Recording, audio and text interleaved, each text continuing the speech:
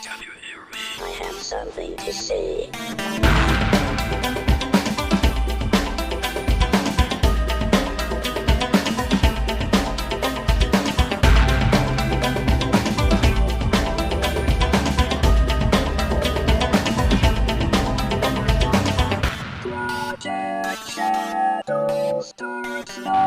Hello everybody, and welcome to this episode of Project Shadow. My name's Charlie. You might know me better as sci-fi fantasy writer C.E. Dorset, and today I get to have an opinion that, and I hate looking at this thing, I really do, but according to Rotten Tomatoes, I am going to disagree, maybe, with most reviewers that are out there, and maybe agree with people in the audience, which actually would probably make sense because today we're going to talk about The Dirt on Netflix because I realized I hadn't talked about it on the show. I've talked about it everywhere else, but I haven't talked about it here.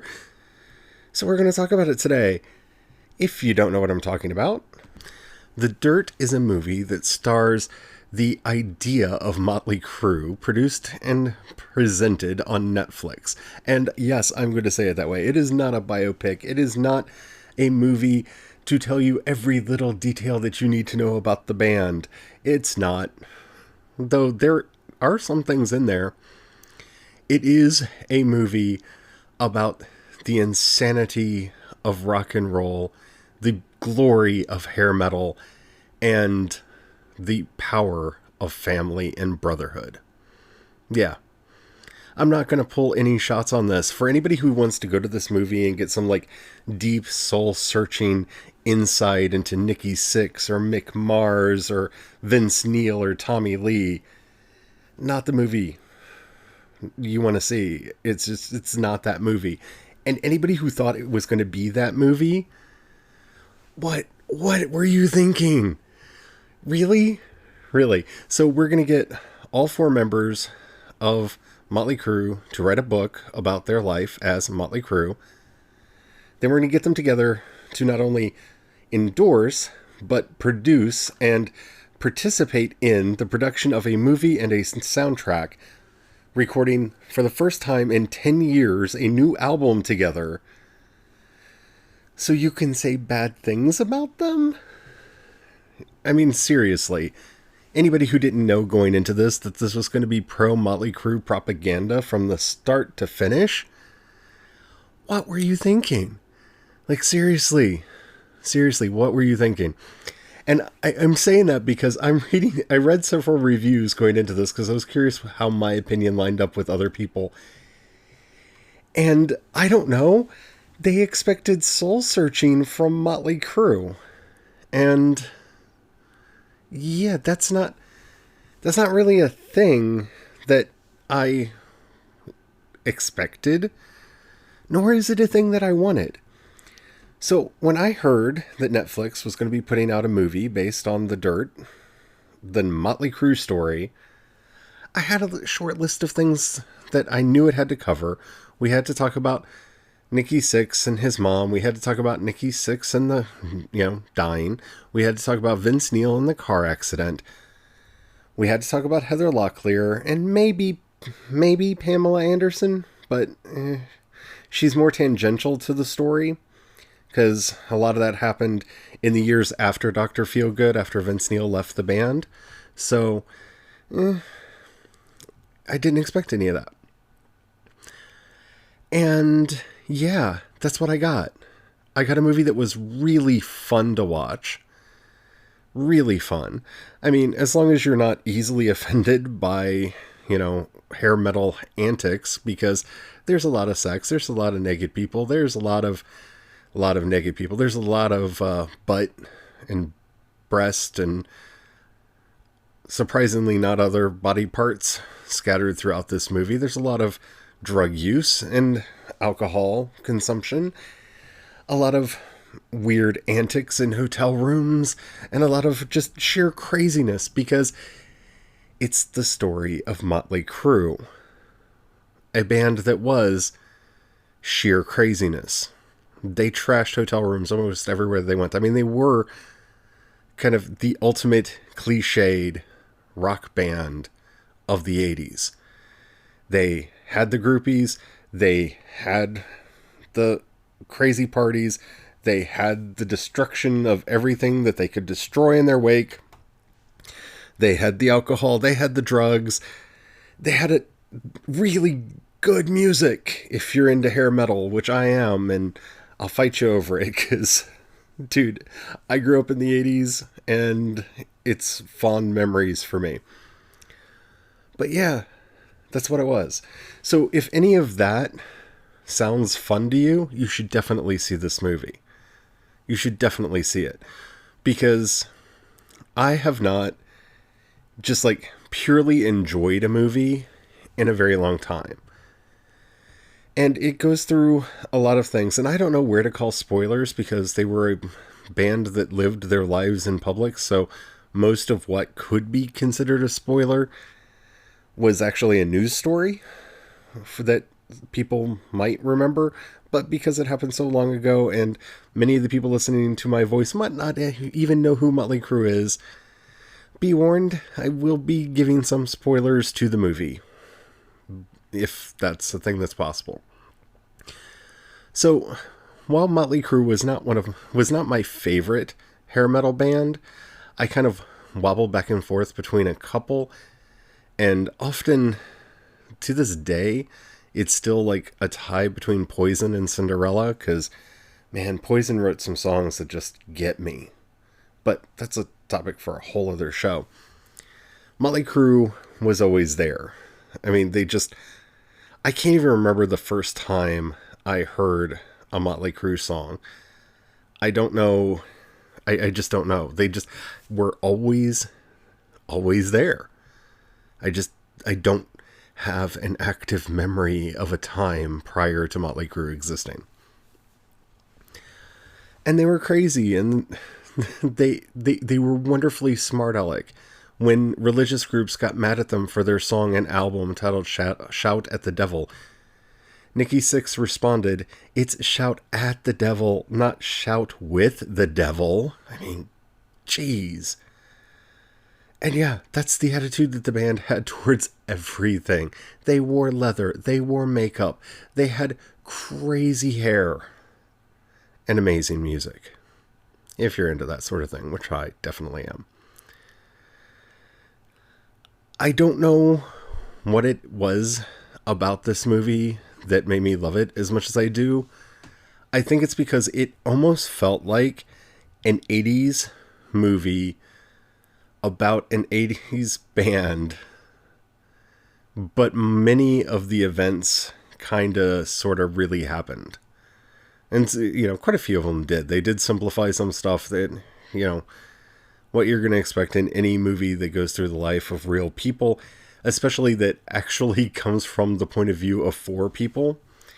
Because one of the things that makes this movie so much fun is the fourth wall breaking. Because each member of the band, from time to time, will just break the fourth wall, start talking to the audience, and correcting whoever was narrating the story. No, that's not how it really happened. Or, let me tell you my version of this, or ... And I don't know, in some ways, this movie was almost more Deadpool than Deadpool because of that. And I don't know. I thoroughly enjoyed it. And so did my husband. And I wish he could be here to be on the podcast because hearing him go on about hair metal is kind of a funny thing. But it's just me today. The actors that they picked were really good. There are reports that via computer-aided sound design, several of them actually sang their own parts. That is the dude that plays Vince Neil singing in parts of the movie. I really don't care about that sort of thing. I really don't. Because there were moments where I was like, that doesn't really sound like Vince Neil. And come to find out, yeah, that probably wasn't Vince Neil. That was probably Daniel Weber, who plays him in the movie and does a fairly good job. I mean, he's very over-the-top 80s version of Vince Neil, but that's what I signed up for. And I almost, when talking about this movie, I'm divided between just utter praise because Machine Gun Kelly is in this movie and he plays Tommy Lee and he is so good. And I did not think of Machine Gun Kelly as an actor, and I will not make that mistake again because he embodies at least the caricature of Tommy Lee that I've always had in my head, kind of the laughable fool, the lovable fool, the hopeless romantic, the one that will always live through their heart and their lower regions and just wants to have fun, man. Yeah. It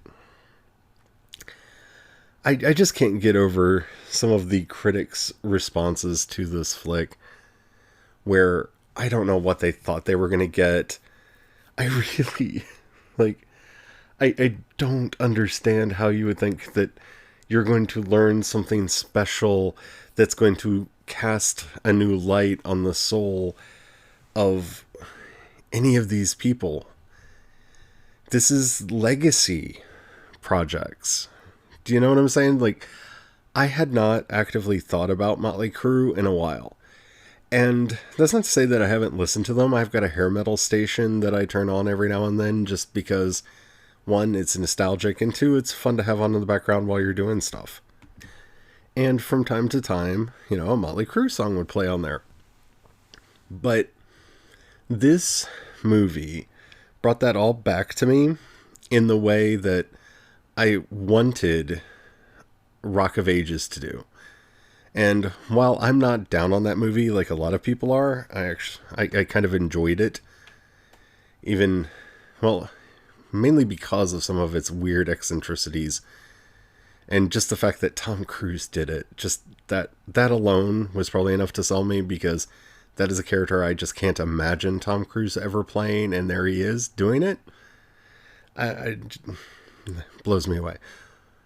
But in so many ways, this is the movie I think people wanted when Rock of Ages came out. It is brash. It is irreverent. It is filled with heroin and cocaine and so many jugs of alcohol that it, you know, I almost felt tipsy myself just watching how many shots they were taking. Just, wow. But beyond all that, they were able to encase all of this into a story that is really the heart of what Motley Crue was. They liked to feel good, they liked to have sex, and they were always going to be brothers. Like, almost every Motley Crue song can be classified in one of those camps. The last one kind of least of which, but they even had some songs that fit that, right? And as a encapsulation, as a wrapper on everything that Motley Crue was, this is how I remembered them before the movie, as that madcap band of brothers that just did crazy things until everything finally exploded. And then things got weird. Though I wondered if they were going to mention things like 6 a.m., which is the band Nikki Sixx formed after Motley Crue. But they didn't. And I'm okay with that, because this is a Motley Crue movie, not a Nikki Sixx movie. But he is kind of the main character in the story, which he should be, because Nikki Sixx was Motley Crue in a lot of ways. I mean, all of this just comes together and makes for such an entertaining ride that maybe I just have blinders on because of my nostalgia. Because like I said, I was a kid when Motley Crue was doing their thing. I was really, really into, you know, rock and metal and stuff back then. I had my mullet. I had my t-shirts. So maybe it was just, maybe this is the first nostalgia movie for targeted at someone like me that actually hit the spot the way it was supposed to. I am willing to admit that that is possibly the case. I am willing to admit that that is probably the case. But I don't care. I enjoyed it. It was fun. And if you want to have a good time, you should definitely check it out. Now, I'm not going to spend a lot of time talking about the soundtrack because I'm probably going to go back and blubber about the movie a bit more. But if you are into that kind of music at all, definitely check out the soundtrack. Like I said, this is the first time in 10 years that Motley Crue have gotten together and recorded anything. And it is fun. The theme song, The Dirt, established 19... I can't remember the number. Anyway, The Dirt, the theme song for the movie, is fun. It's exciting. It actually has Machine Gun Kelly on it, who kind of raps. I don't know. He provides kind of a bridge at the end on the way out that just, I don't know. It works. It all works too well. But the one track that I have to just highlight off of the album, because you can't miss it. Like, if you don't listen to anything else, for reasons beyond my understanding, because someone brought up to them that they should do a cover of Madonna's Like a Virgin. And they do. It's the last track on the album.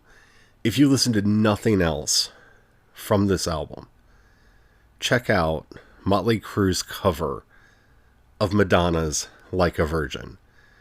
Like, this is one of those moments where I wish I could just hit play and let you all hear it right now. Oh my goodness. I never knew I wanted to hear Vince Neil say any of those words. I really didn't, especially now. Like, I probably would have been weirded out back in the day if they'd done a cover of it. And even now I'm kind of weirded out that they did a cover of it. But, oh my, it is so much worth your time. If nothing else, this movie gave us Motley Crue's cover of Madonna's Like a Virgin, which is a masterpiece of Motley Cruedness. It is like not even a cover as much as it is what it would have sounded like if Vince Neil had belted out Like a Virgin in the 80s to try to melt the panties off of a crowd of groupies. And it works. It shouldn't. It really shouldn't. I mean, just the idea of Vince Neil saying the word virgin and not immediately bursting into flames is humorous in its own right. But, oh my goodness. It's so good. From the guitar work from Mick Mars to the bass line that Nikki Sixx puts down to the drums. Tommy Lee is the real hero off the album because, man, his drumming is still just on point.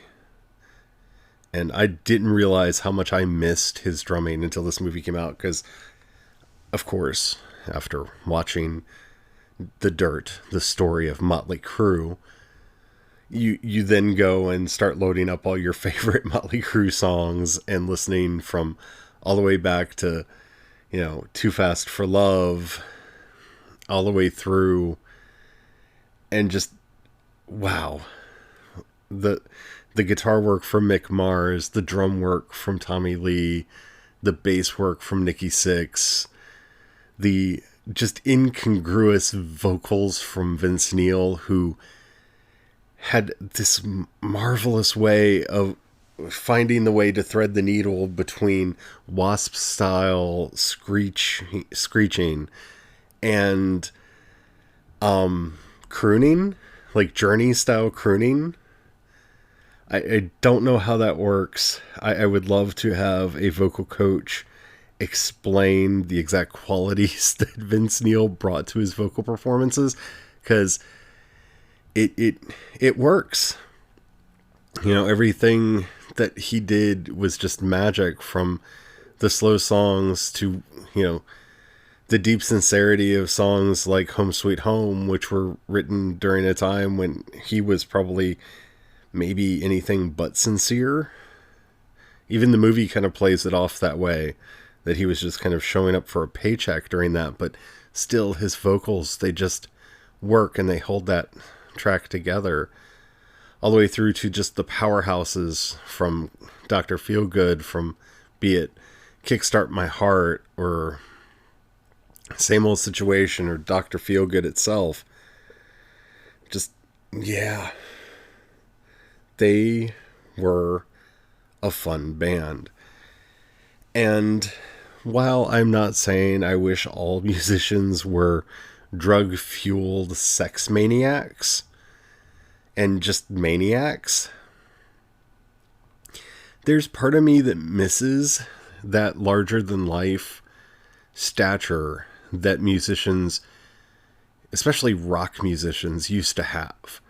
And I haven't seen that in a long time, because that kind of went away when, Pearl Jam and Nirvana and Alice in Chains came about.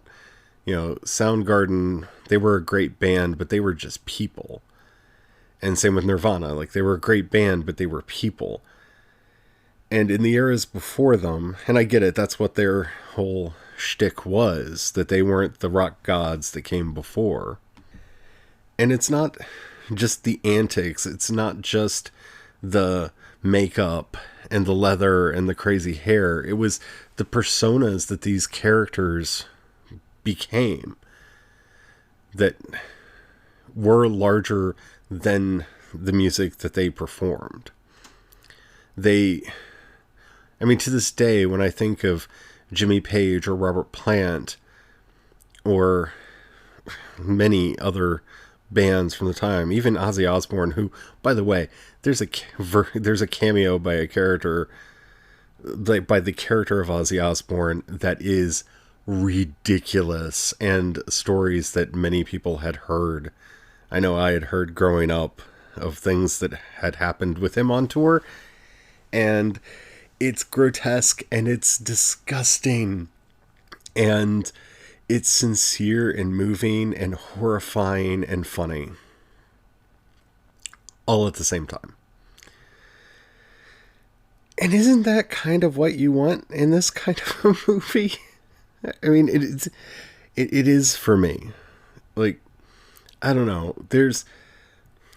I don't fetishize pain, and that's going to be something that we're going to be talking about a lot after Crucify comes out, because I think there are going to be some people that think that I am fetishizing pain and suffering, and I am definitely not. But there's something about a band or an artist who can have that certain mystique.